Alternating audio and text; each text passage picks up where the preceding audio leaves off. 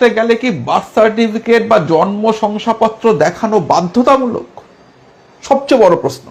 2 নম্বর প্রশ্ন, 1987 সালের পরে জন্ম হলে কি বাবা ও মায়ের বার্থ সার্টিফিকেট বা জন্ম শংসাপত্র দেখাতেই হবে? 3 নম্বর প্রশ্ন, বার্থ সার্টিফিকেট বা জন্ম শংসাপত্র না থাকলে কি অন্য কোনো নথি বা কাগজ চলবে? অন্য কোনো নথি বা কাগজ কি দেওয়া যাবে?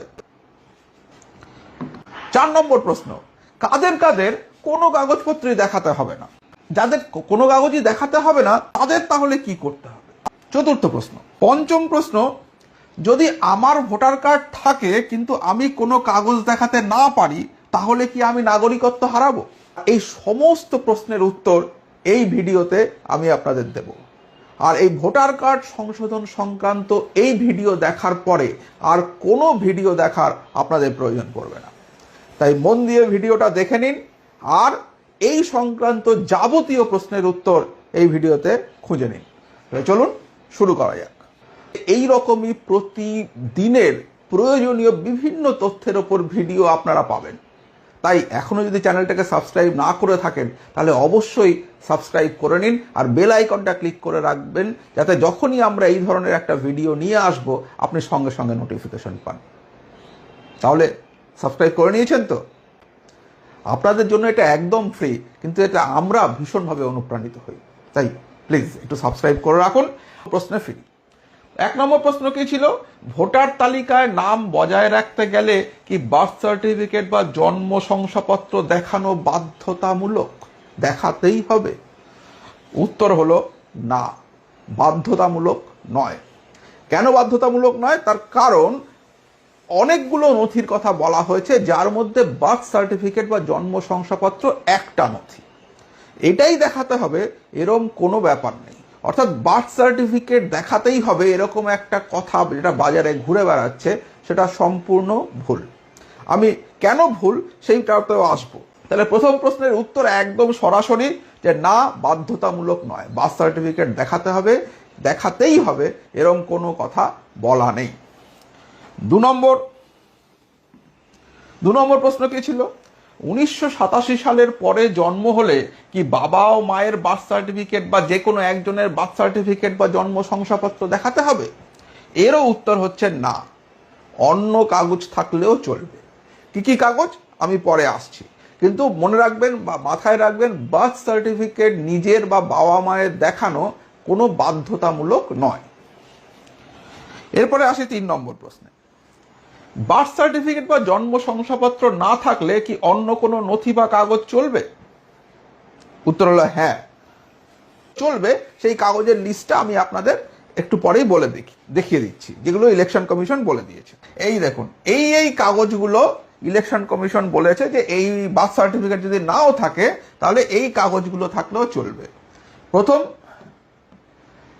কোন রকম আইডেন্টিটি কার্ড বা pension payment order issued by regular employee বা pensioner of any central government, state government বা PSU, পাবলিক সেক্টর এন্টারপ্রাইজ। এটা যদি আপনার, অর্থাৎ আপনি যদি কোনোভাবে পেনশন হোল্ডার হন কোনো সরকারি কাজের, তাহলে পরে কিন্তু সেই কাগজ দেখালেও চলবে।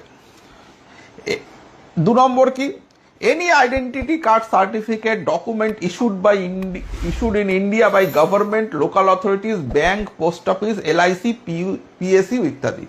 অর্থাৎ আপনার যদি কোনো ব্যাংক, পোস্ট অফিস বা লোকাল অথরিটি বা সরকারি অন্য কোনো জায়গার থেকে বা LICর কোনো কাগজ থাকে যেখানে আপনার আইডেন্টিটি কার্ড বা সার্টিফিকেট বা ডকুমেন্ট রয়েছে, তাহলেও চলবে।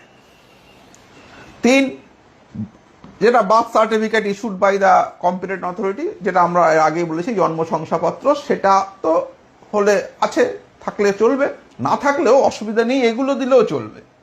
4, পাসপোর্ট, যদি আপনার পাসপোর্ট থাকে তাহলে সেটা দেখালেও হবে। 5 নম্বর, ম্যাট্রিকুলেশন বা এডুকেশনাল সার্টিফিকেট, যদি মাধ্যমিক পরীক্ষা দিয়ে থাকেন তাহলে মাধ্যমিক পরীক্ষার সার্টিফিকেট বা মাধ্যমিক পরীক্ষার অ্যাডমিট কার্ডে যে ডেটা বা অ্যাডমিট কার্ড, সেটা দেখালেও চলবে, কোনো অসুবিধা নেই।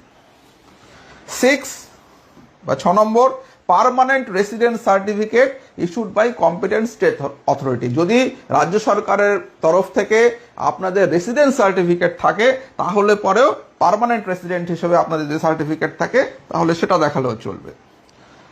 7, ফরেস্ট রাইট সার্টিফিকেট। আপনি যদি বনাঞ্চলের কাছাকাছি বসবাস করেন তাহলে বন অধিকার যে সার্টিফিকেট সেই সার্টিফিকেটটা যদি আপনি শো করতে পারেন তাহলেও চলবে। 8, যদি আপনার কাছে ওবিসি, এসসি বা এসটি সার্টিফিকেট থাকে তাহলে সেটা দেখালেও চলবে। অর্থাৎ বার্থ সার্টিফিকেট দেখাতে হবে এইটাও কিন্তু বেসিক্যালি একটা গুজব, এরকম কোনো কথা এখানে বলা নেই। 9 নম্বর, ন্যাশনাল রেজিস্টার অফ সিটিজেন অর্থাৎ এনআরসি যদি আপনার রাজ্যে হয়ে থাকে, এটা তো শুধুমাত্র পশ্চিমবঙ্গের কথা ভেবে করা হয়নি, গোটা ভারতবর্ষের কথা ভেবে করা হয়েছে। যদি কোনো জায়গায় এনআরসি হয়ে থাকে এবং সেই এনআরসিতে আপনার নাম উঠে থাকে তাহলে সেইটা দেখালেও চলবে। আর কি, ফ্যামিলি রেজিস্ট্রেশন বা যেটা স্টেট বা লোকাল অথরিটি যদি ফ্যামিলি রেজিস্টার বা পারিবারিক নিবন্ধন সার্টিফিকেট কোনো থাকে তাহলে সেটা দেখালেও হবে। আর 11 number, any land house allotment certificate by government. যদি সরকারের তরফ থেকে আপনাকে কোনো ল্যান্ড বা জমি বা বাড়ি অ্যালট করা হয়ে থাকে তাহলে সেই সার্টিফিকেটটা দেখালেও চলবে। সুতরাং বার্থ সার্টিফিকেট কম্পালসারি নয়। এবারে আসি এর পরের প্রসঙ্গে, যেটা 4 নম্বর প্রশ্ন ছিল, কাদের কাদের কোনো কাগজপত্র দেখানোর দরকার পড়বে না। এটা খুব জরুরি প্রশ্ন।